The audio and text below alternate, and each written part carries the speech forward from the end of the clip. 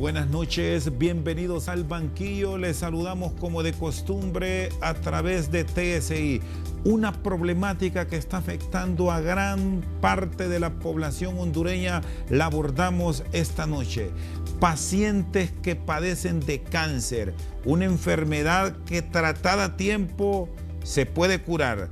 Sin embargo, si no hay atención, si no existe voluntad de las partes involucradas, es una enfermedad que mata. Nos acompaña hoy doña Sandra Aquino, presidenta de la Asociación de Pacientes con Cáncer Fe y Esperanza, dama luchadora por años y un ejemplo de vida que lo vamos a compartir esta noche.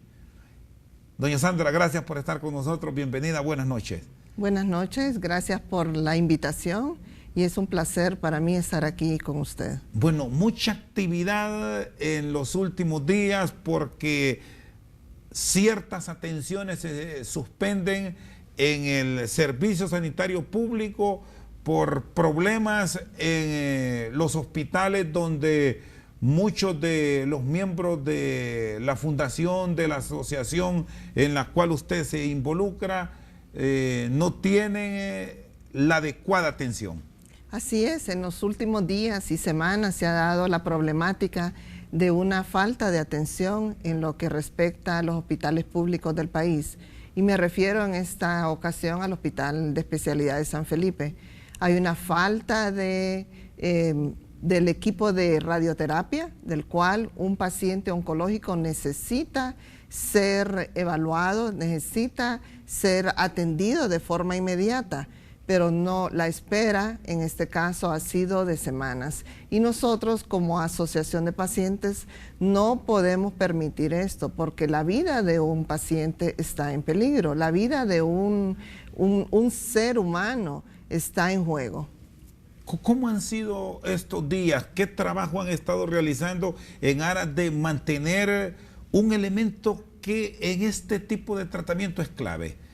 Además del servicio que desde luego dan los especialistas, la fe en un ser supremo, clave mantener la esperanza, como lo señalan ustedes en la asociación que preside. Así es bien difícil decirle a un paciente cuando nos llaman, cuando nos claman por ayuda, de que el servicio de radioterapia o cualquier otro servicio, como ser el ingreso a la sala de oncología, no se le ha permitido, y ese compás de espera de pacientes y familiares que vienen de tierra adentro, que vienen del interior del país, es bien difícil decirles no hay, esperen, porque no es por falta de médicos, porque la consulta la han recibido, sino que es la falta del servicio por la aglomeración de pacientes. La institución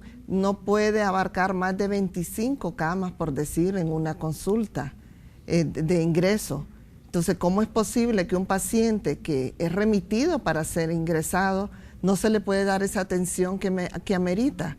Entonces estamos ahí nosotros para ver de qué manera hablar con las autoridades, de qué manera se les puede solventar y cuánto tiempo va a ser la espera para ellos.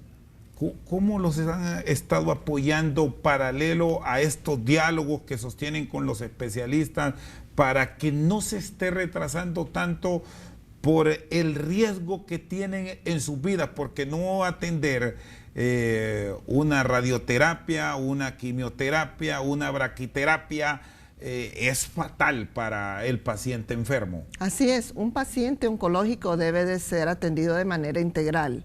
Desde la primera cita médica que recibe, eso debe ser un proceso continuo.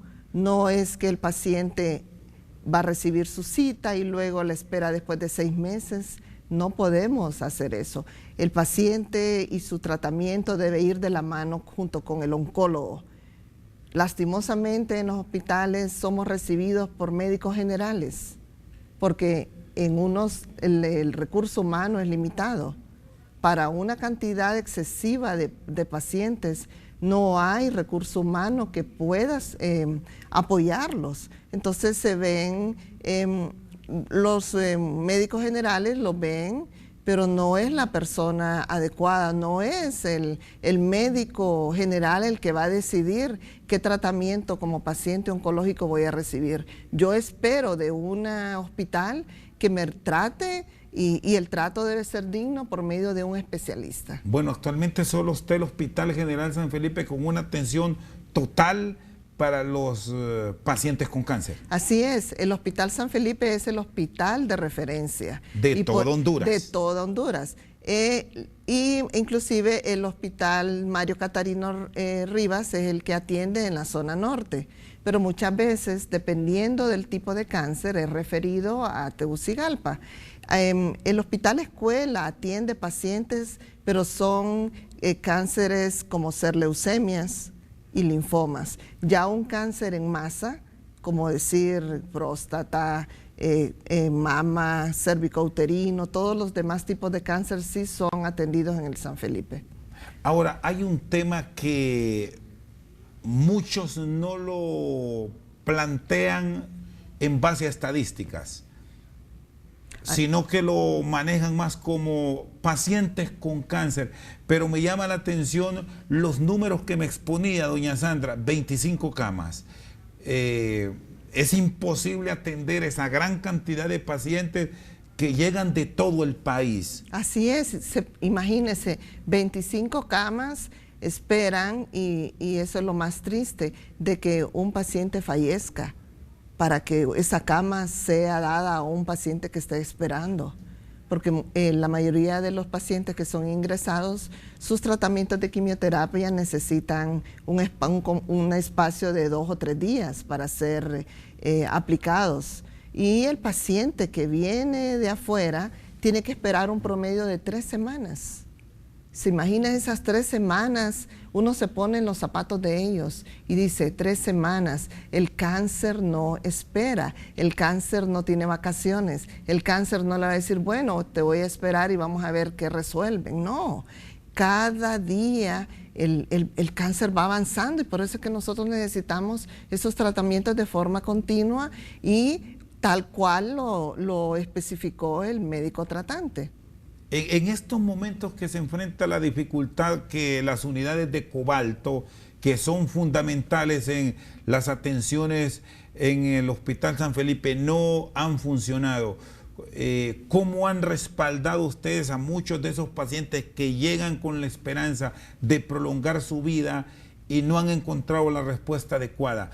¿Cómo han sido esos momentos, doña Sandra? Son momentos difíciles porque la respuesta no depende de nosotros, lastimosamente depende de las autoridades. Si les buscan, claro, les piden consejo, exacto, apoyo. Y es lo que nosotros exigimos a las autoridades, que se les dé una respuesta, no que la persona que atiende en la unidad de radioterapia es la que dicen no hay o ponen un rótulo donde especifican que está mala la máquina. Esto no es nuevo, esto sucede todos los años. Esto es algo de que amerita que en realidad las autoridades tomen cartas en el asunto, porque es cosa de vida o muerte. ¿Cómo se le puede explicar a un paciente que muchas veces no es educado en el hecho de que desconoce la fatalidad a la que puede llegar? Entonces uno como miembro de la asociación de pacientes es cuando le da un apoyo espiritual, un aliento para que no desfallezca, para que continúe en esta lucha y para que también denuncie, porque el paciente tiene temor a que si denuncia, el tratamiento se le va a descontinuar. Sucede en el Seguro Social, sucede en todos los hospitales públicos. Ese es el temor de todo paciente. Creen de que uno en la asociación es el quien les va a dar la cara, pero nosotros los invitamos a que lo hagan, a que no tengan ese temor, porque es un derecho que ellos tienen que reclamar.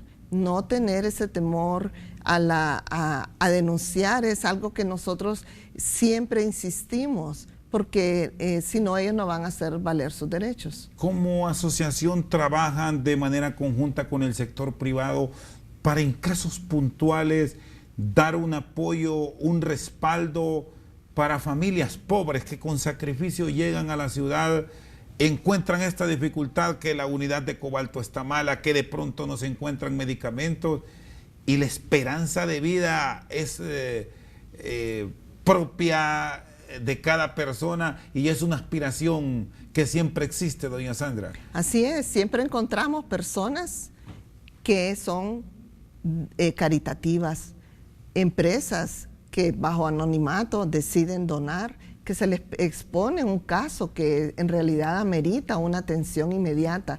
Podría ser una tomografía, podría ser que no tienen la capacidad económica, porque en los hospitales, tal vez usted nos desconoce de que en el hospital se cobra por esos servicios.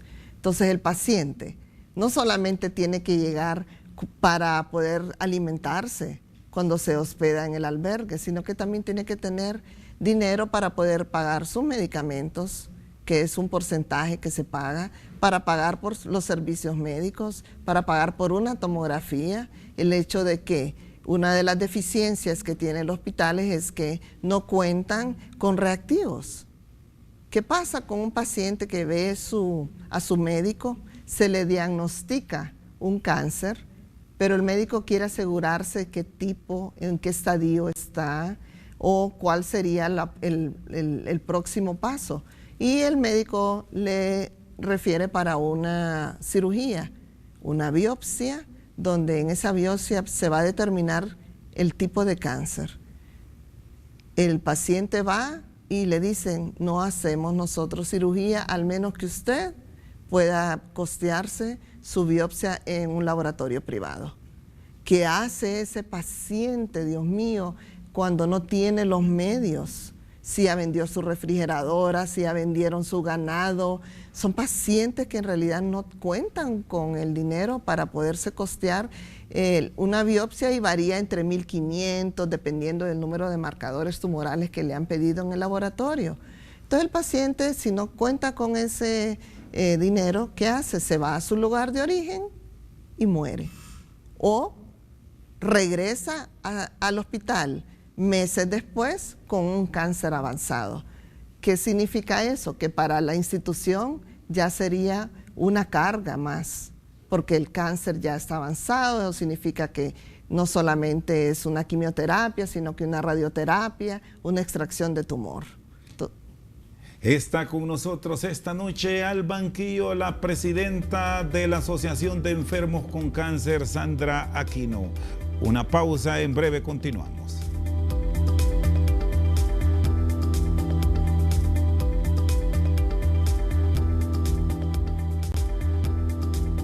Seguimos esta noche al banquillo con Sandra Aquino, presidenta de los pacientes con cáncer. ¿Qué han planteado al gobierno para cambiar la atención a nivel del servicio público?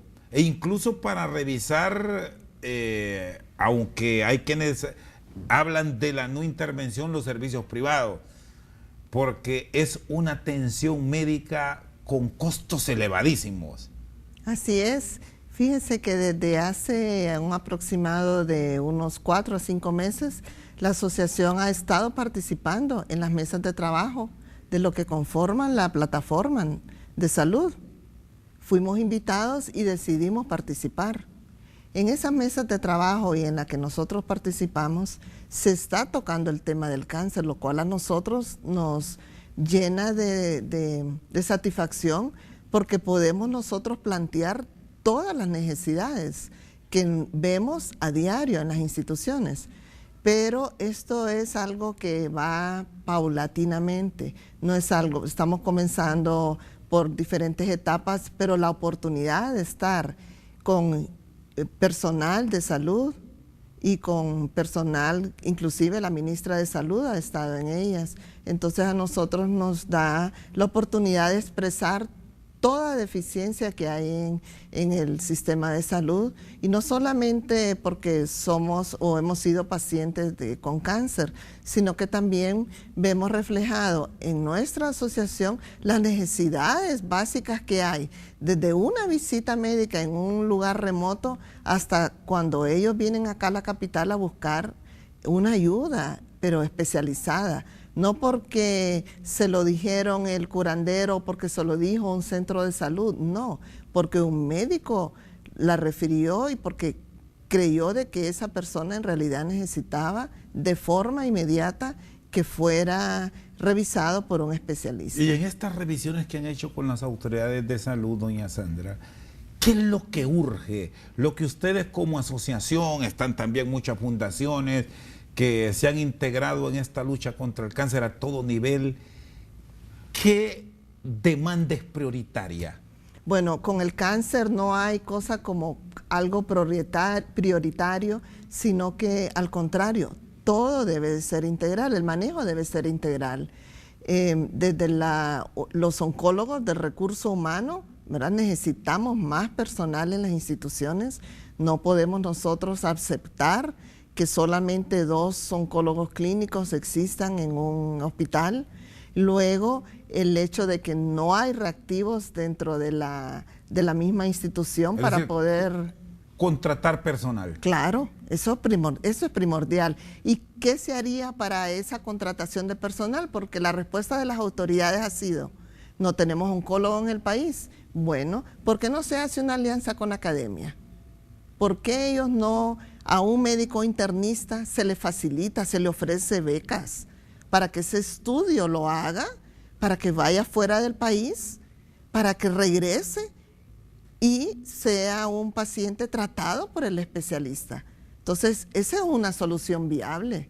Becarles, claro, se preparan en el exterior y luego el compromiso es un servicio social. Claro que sí, trabajar aquí para el país, porque las necesidades siempre van a estar ahí. El número, y aunque usted decía que no deberíamos de hablar de estadística, pero siempre se va incrementando. No podemos decir que los enfermos de cáncer estamos buscando soluciones a corto plazo, no. Nosotros pensamos en los que vienen, en las personas que van a ser diagnosticadas, en el número de personas que por este lapso de tiempo que han esperado van a terminar en cuidados paliativos, cuando esta persona debió ser tratada en su tiempo y forma. Me habla también de los medicamentos, que muchas veces el médico tiene la disponibilidad de la atención, pero cuando receta se lleva la sorpresa del no hay. Ese no hay es siempre, ese no hay es un desabastecimiento continuo. Una de las razones es la falta de planificación de las autoridades. Sabemos el número de pacientes que son tratados y aproximamos el número de pacientes que van a ingresar. Entonces, ¿por qué no planificar esa compra? ¿Por qué no hacerlo de manera inmediata, de forma adecuada, a razón de que cuando ya se vaya a terminar los medicamentos que están, ya tengan ellos listos la siguiente entrega? Pero no, ellos hacen ese compás de espera, los pacientes se desesperan, en realidad no hayan que hacer, porque un medicamento, por decirle, podría costar un frasco 63,000 lempiras y ese frasco lo necesita cada 21 días, que es la duración del ciclo que reciben, y muchas veces los ciclos duran 6 a 8 meses. ¿Se imagina usted un paciente o una persona que venga del interior del país? Fácil, hay que tener medio millón de lempiras solo para una atención puntual. Exactamente. Así sucede. Y sucede en el Seguro Social también. Hay desabastecimiento, las autoridades no lo pueden mentir. Sucede también ahí. ¿Y qué hacemos? Nosotros hablamos con las autoridades, con la Junta Interventora, en el caso de las Secretarías de Salud, nos vamos primero a las unidades de compras, miramos qué está sucediendo, porque no nos gusta ir a los medios sin tener nosotros aseveración de lo que está pasando.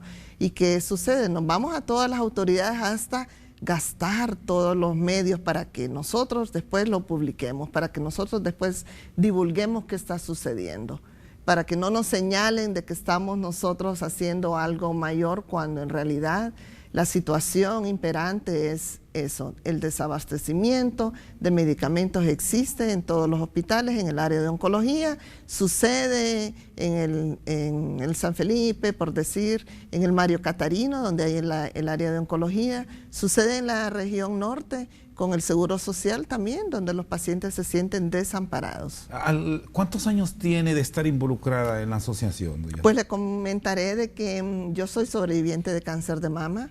Fui diagnosticada con cáncer de mama en el 2010. Pasé por unos quimioterapia. Fui mastectomizada. Y a raíz de esto me compenetré bastante en la asociación que ya existía. Fui voluntaria por 6 años y miré en realidad las necesidades que pasaban los pacientes. Muy fácilmente podría yo estar en mi casa haciendo caso omiso de todas las necesidades que existen, pero no, a mí me duele en el alma por todo lo que los pacientes pasan. Siendo voluntario es algo que nace en una persona de corazón, no porque me lo exige alguien, sino porque vemos que la exigencia a un derecho, en este caso en salud, no se respeta. Y esa falta de respeto a personas que no tienen la capacidad económica, para nosotros lo consideramos como un recurso que nosotros podemos apoyar. ¿Y por qué no tener esa empatía hacia los demás? ¿Por qué no apoyar a personas por las que están atravesando algo por lo que yo pasé? Entonces, de esa manera fue que yo me involucré con los pacientes, lo veo de manera continua, o sea, eso es mi diario vivir. Porque no, otra cosa sería si nosotros tuviéramos un sistema de salud fortalecido. ¿Cuánto del día le dedica a la asociación? Bueno, desde hace 2 años que dejé de trabajar, este es mi diario vivir, este es mi voluntariado. Creo que cuando dicen que Dios le pone a las personas cargas, creo que a mí me dio y no lo considero una carga, sino que a mí me dio este voluntariado como para demostrarle a las personas que en realidad el cáncer no es sinónimo de muerte. Yo estoy acá, lo he vencido, estoy en remisión, me siento feliz de que mi familia me tiene, y es una cosa de que nosotros como personas debemos de ser sensibles al dolor humano. ¿Alguna vez durante estos años que ha estado ligada en la fundación y como paciente, ha estado abastecido para la atención necesaria el sistema público? Sí, hay épocas, tal vez un trimestre, donde se abastece y lo hacen de manera momentánea, sí, puntual, pero ¿qué pasa en ese trimestre? Se abastece y que si su quimio dura 6 ciclos, que son 6 meses, ¿qué va a pasar en los otros 3? Entonces no puedo aseverar que un año está abastecido un hospital, no, nunca hemos podido decir eso. Que se esté planteando a nivel de profesionales de la medicina, que son diputados, una inyección económica al presupuesto de salud para la atención oncológica de manera puntual de aproximadamente 100 millones de lempiras. ¿Qué tanto va a respaldar las iniciativas de ustedes como asociación? Un apoyo económico que, si bien no se puede dar en ese monto, sí puede generar una partida, un alivio temporal para los males que ustedes buscan atender. Leí sobre el proyecto que presentó la doctora Bermúdez, sobre este proyecto de dar 100 millones específicamente al Hospital San Felipe en el área de oncología. Habría que revisar de qué manera se va a distribuir, porque no solamente es estructura, como vuelvo y le repito, aquí es un abordaje integral y se tiene que solventar de forma inmediata lo que es la radioterapia. Eso es fundamental porque el paciente está siendo olvidado y esa es una terapia que es necesaria. Sí, gracias a Dios, la Comisión de Salud es anuente a recibirnos, a escuchar todas las necesidades que nosotros hemos planteado y no hay necesidad tampoco de decirlas porque es evidente, solo que muchas veces le dan cuidado especial no solo a oncología, sino que tal vez al dengue, porque ha sido una epidemia.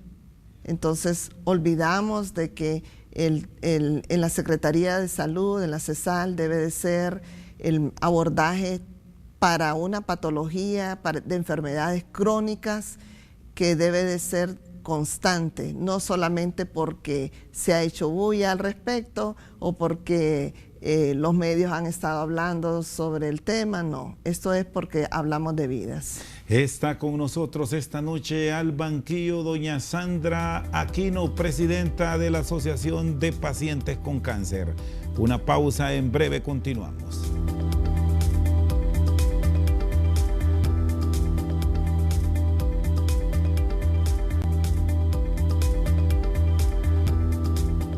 Seguimos esta noche con doña Sandra Aquino.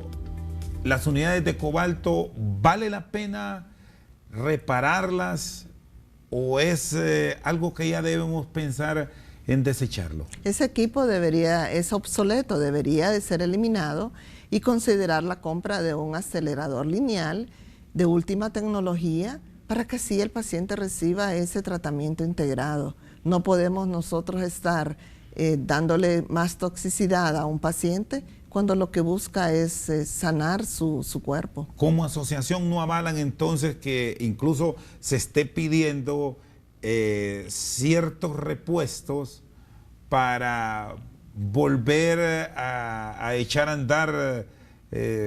Hay 2 en el San Felipe, al menos una de estas unidades. Hay 2, ninguna está trabajando. Entonces, ¿de qué sirve mandar a pedir un repuesto que va a durar 2 meses? Y como escuché unas declaraciones, se tarda tantos meses, eso lo hubieran hecho desde antes, previniendo. Si se ha comprado un equipo tecnológico, no hay una garantía en tal equipo. Son preguntas que nosotros nos hacemos. Pero sí, ya caducó la garantía. ¿Qué estamos haciendo? Por el amor de Dios, lo que necesitamos es un equipo tecnológico que haga que el tratamiento del paciente sea válido. Me habló de unidades integrales que ustedes las respaldan, que las acompañan. ¿Qué han encontrado en esas visitas diarias? La atención, el cuidado, la relación que hay que tener con un paciente que llega en busca de una atención para una enfermedad que sabe que puede ser mortal si no se le atiende, pero le dicen no, espérese, o que incluso hasta los tratan mal. ¿Tienen casos así registrados, doña Sandra? Sí, en los hospitales usted ve de todo, especialmente en los hospitales públicos donde el paciente oncológico, como usted lo menciona, busca un apoyo. Le voy a dar una radiografía de lo que un paciente oncológico tiene que pasar para recibir atención, desde ser referido a la institución para poder ser atendido. Luego el oncólogo lo revisa, lo ve, mira de qué necesidades inmediatas debe de recibir y para un diagnóstico certero necesita pues una tomografía o una cirugía si la masa es muy grande, pero ahí es donde la barrera comienza, porque no hay equipo o está dañado o no tienen porque como no hay reactivos no se le puede realizar la cirugía y luego si la persona pues puede costeársela, se ingresa, se le hace su cirugía y también la espera también es un poquito tardía. Luego después de recibir sus resultados se le dice que va a pasar a quimioterapia. Si hay medicamento, bueno, se recibe sus ciclos en su tiempo y forma, pero si no hay, tiene que ver la manera de ese paciente de cómo comprarla, porque los ciclos de quimioterapia es integral. No solamente es un medicamento, son varios. Y si los medicamentos, cada uno oscilan desde 3.000 a 65.000 lempiras, muy difícilmente el paciente va a poder lograr hacer su proceso. Si se hace su proceso de quimioterapia cada 21 días o dependiendo del estadio del cáncer, ese paciente regresa a su pueblo o si es de aquí nativo de Tegucigalpa, y ese paciente puede regresar a los 21 días para continuar. El paciente siempre es evaluado por medio de muestras químicas en su cuerpo para ver cómo anda si está con anemia, cómo anda sus plaquetas, y todo eso conlleva a que el paciente reciba ese trato digno desde la entrada de un hospital hasta de su ingreso dentro del hospital. Doña Sandra, ¿lograron el acuerdo con el Estado y los centros privados, puntualmente Lema Romero de Callejas, para atender ciertos casos puntuales? ¿Cómo han trabajado como asociación para revisar el mismo? ¿Es posible un entendimiento o esos mismos problemas que generan los altos costos de los medicamentos sigue siendo una barrera? La barrera de los costos, no solo de medicamentos, sino que de los tratamientos, siempre ha existido. Desconozco cuál ha sido la resolución que tomaron tanto en la dirección del Hospital San Felipe con el Centro de Cáncer Lema Romero de Callejas. Sabemos que ellos dan ese servicio, pero consideramos que si el servicio para un paciente de escasos recursos no debe de ser cobrado, los cobros no deben de darse en ninguna institución, porque para eso existe una partida presupuestaria. Esos abusos de cobros deben de ser eliminados, así como se lograron a través del foro de convergencia en el Hospital Escuela Universitario, deberían de eliminarse en todos los hospitales. Y nosotros hemos exigido a las autoridades y también al Congreso Nacional para que se haga una revisión de estos cobros, porque lo consideramos que no deben de hacerse, dadas las circunstancias de que cada paciente pasa. Aun y cuando se argumente por un sector que se trata de un servicio semiprivado. Exactamente, una ONG sin fines de lucro, no deben de existir cobros. ¿Y es posible que se logre? Claro que sí, si hay voluntad se puede lograr, pero eso depende de cada uno de ellos. Nosotros como pacientes quisiéramos no vernos involucrados en esas decisiones, porque tenemos suficiente ya con la enfermedad, porque tenemos nosotros que estar en medio de un convenio que entre ellos podrían solventar. Como sobreviviente de cáncer y después de experiencias duras, difíciles de sobrellevar, ¿le ha tocado vivir otras experiencias de vida que le han tocado el alma, doña Sandra? Creo que cada paciente de cáncer es una persona única. Gracias a Dios, en este andar me ha hecho más humana. Mis amistades que ahora yo he cosechado son sobrevivientes de cáncer e inclusive pacientes con cáncer, porque nos sentimos con algo que a nosotros nos atañe y que nos lleva en común, que es la enfermedad. Entonces, ¿qué hacemos?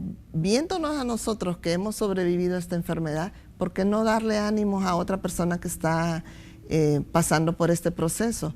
Cuando uno se presenta ante los pacientes, lo quedan viendo de pies a cabeza porque dice, usted pasó por eso. Los sobrevivientes terminan siendo como hasta médicos, orientadores. Claro, sí. Se vuelven especialistas. Sí, bueno, esta enfermedad a mí me educó y continúo educándome en el área de derechos en salud, en el área de medicamentos, en todo, en psicología, de cómo manejar un paciente, cómo manejar a un médico, como manejar a recursos humanos que hay en los hospitales. O sea, es un aprendizaje diario. ¿En qué fue lo que más le cambió esta enfermedad a Sandra Aquino y que ahora es la experiencia en vida que le traslada a muchos ciudadanos y ciudadanas con las que interactúa y padecen de la enfermedad? Pues yo creo que el don del servicio en mí brotó, porque yo no lo conocía, pero la empatía que tengo hacia cualquier persona que padece de una enfermedad, y especialmente en el área de oncología, a mí me desgarra ver cuadros donde personas que tal vez por falta de conocimiento, aun cuando hay materiales que uno publica, las personas no se dan cuenta de la gravedad, o porque tal vez tienen reservas con su cuerpo y no quieren exteriorizar en su familia de que tal vez ellos tienen un cáncer y no quieren causar dolor en sus familiares. Está con nosotros esta noche al banquillo doña Sandra Aquino, presidenta de la Asociación de Pacientes con Cáncer. Una pausa, en breve continuamos.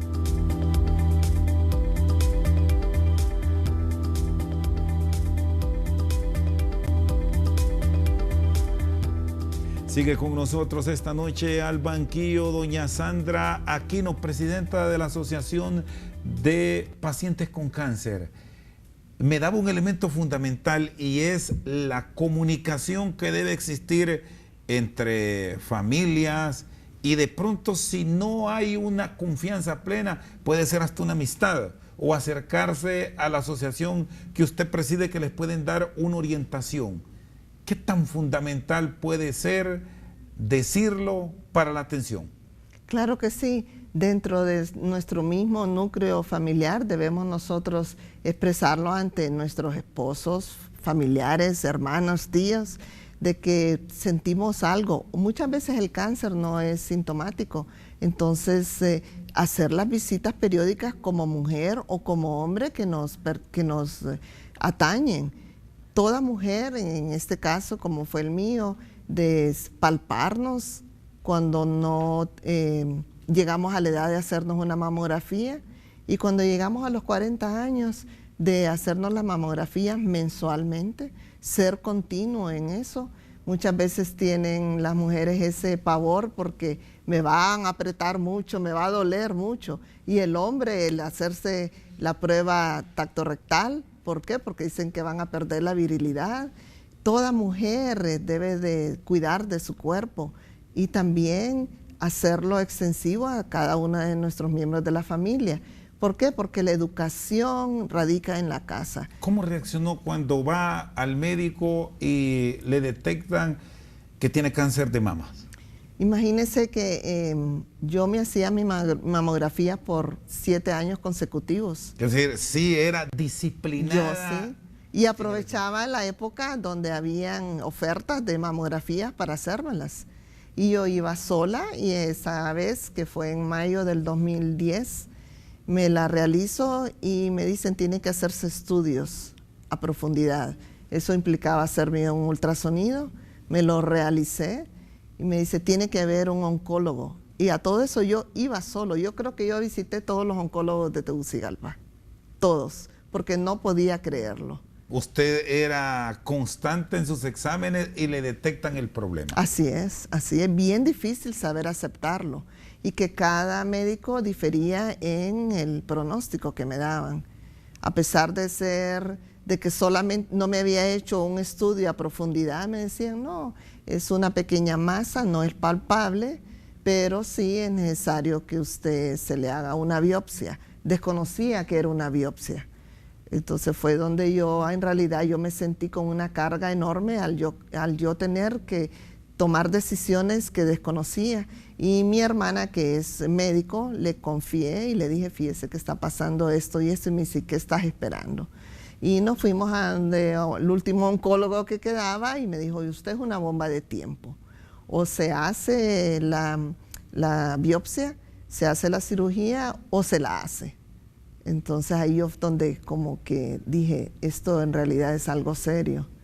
y tenía la esperanza de que al hacerme la cirugía o la biopsia no iba a pasar a más, como él me lo había aseverado. Pero cambió todo cuando recibí los resultados de la biopsia y me dicen, no, es un carcinoma ductal in situ, usted necesita hacerse... Operación para el momento. Para el momento, sí, necesita... Bueno, la operación me la hice y eso fue lo que trajo la biopsia, que tenía ya que me hicieron una mastectomía de inmediata, de forma inmediata, y luego comencé con mis tratamientos de quimioterapia y era un mundo nuevo. Entrar en oncología es un mundo al cual a nadie se le desea, pero la persona que lo recibe ese diagnóstico tiene que tener una fe, como usted lo dijo, tan aferrada y llenarse de esperanza, porque si no, esto a uno lo puede consumir,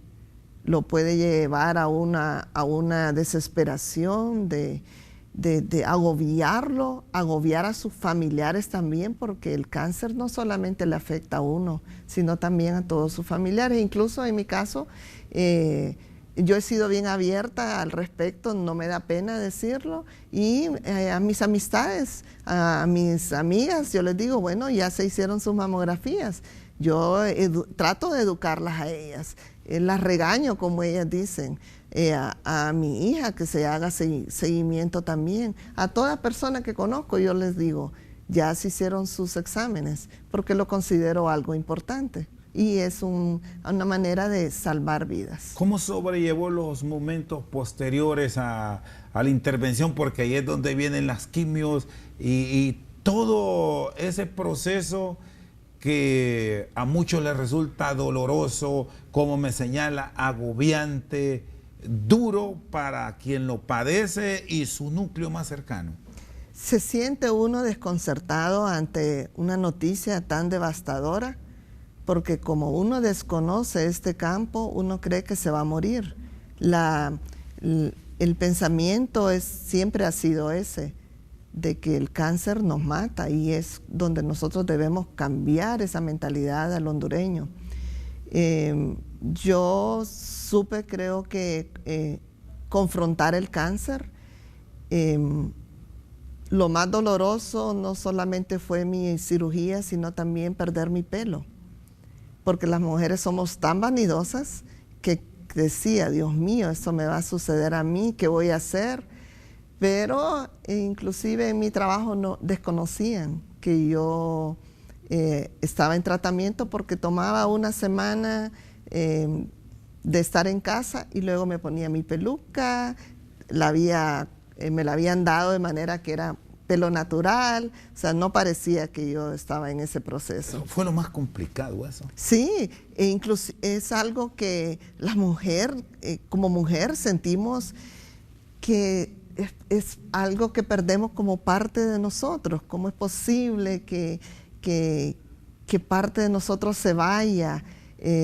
Pero después vemos de que nos ponemos bonitas porque usamos argollas grandes, nos ponemos un turbante, buscamos la manera de nosotros vernos especiales. Y después de ese fatídico 2010, ¿cuándo ya fue declarada por los médicos y por esa fe y esperanza que tiene el nombre de la asociación, siente la satisfacción de que le señalan que está libre de la enfermedad? Estuve hasta el 2013 con tratamientos y después de eso siempre en evaluación cada 3 meses, luego 6, se fueron espaciando, y usted es considerada como sobreviviente y en remisión cuando han pasado 5 años. Yo doy toda la gloria a Dios por esto, porque me considero una persona sana, me declaro sana y estoy acá al servicio de los pacientes que están atravesando esta ¿Cada etapa. cuánto va el médico ahora, al oncólogo? Me toca el 18 de noviembre, soy tratada en el Seguro Social y yo veo los médicos como... el trato es bien familiar, porque saben por qué estamos ahí, conocen toda la trayectoria que hemos tenido y cada 8 meses me está viendo. Doña Sandra, le agradezco. A usted. Muchas gracias. ¿Olvidada de las finanzas y la contaduría o siempre está en ese mundo? No lo olvido porque la finanza la llevamos en casa también, pero no la practico, pero sí me dedico a las finanzas también de la asociación. Con nosotros esta noche doña Sandra Aquino, presidenta de la Asociación de Pacientes con Cáncer, Fe y Esperanza. Por su sintonía, muchas gracias.